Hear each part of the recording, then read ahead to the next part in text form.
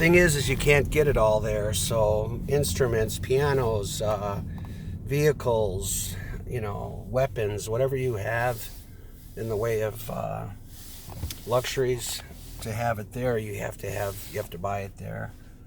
And not that you couldn't. It's just that it's probably not as available as it is right here in the United States. So it's going to be going there to live in some hut if you're going to live in one. And who wants to do that? You don't want to go from an air con, is what you guys call it. We call it air conditioning here. You don't want to go from that kind of a life to somebody that doesn't even know what that is, or if they do know, they don't use it.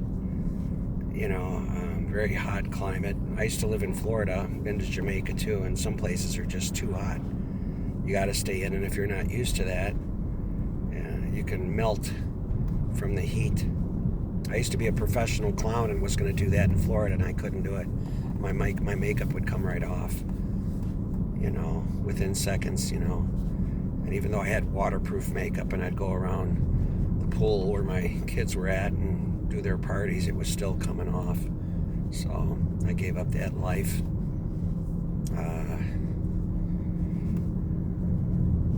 I'm not saying anything profound, except that I want to say this, is that, going to another country to look for something that you have right here seems a little expensive and a little far-fetched. And, with COVID the way it is, and with, I think, if not, say it's not the COVID, say it's other things.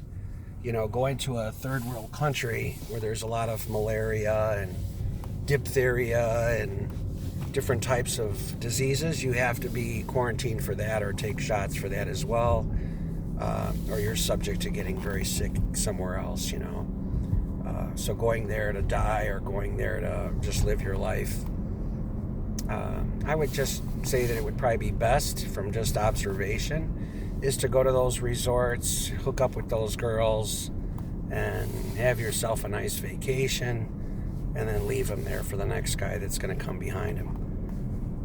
This bringing them back home stuff and then putting up with all of that is doesn't seem like that's as practical as it would seem, because half of them, I'd say more than half, let's say more than half, don't have the resources. And if they depend on you completely to do that, you better, in my old age, I realize this: if you start off a relationship where you're the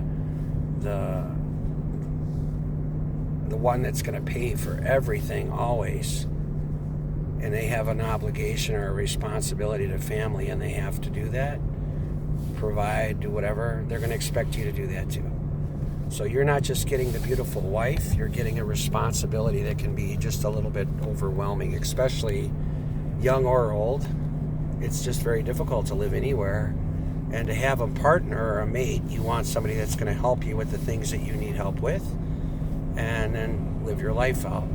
But if your whole obligation in life is to pay for her and her family, that's all you're going to do. And if you want to spend the rest of your life doing that, instead of enjoying your life with this particular woman that's so pretty that you see on social media or whatever, or she's shaking her butt for the whole world to see, and that's her feed, she's feeding her ego, because the one that I showed interest in was connected to a younger person, and hoping for his arrival and coming and whatever. And his retired military, he's not a retired military, because a retired military man wouldn't be looking for her. He's a disabled military man, I'm sure. And that's what he's claiming, is he's retired from the military, but he's not, I don't believe.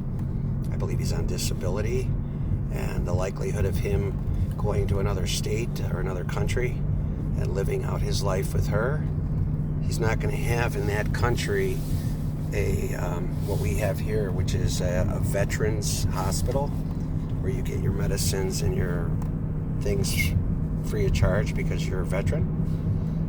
You don't have that in the Philippines.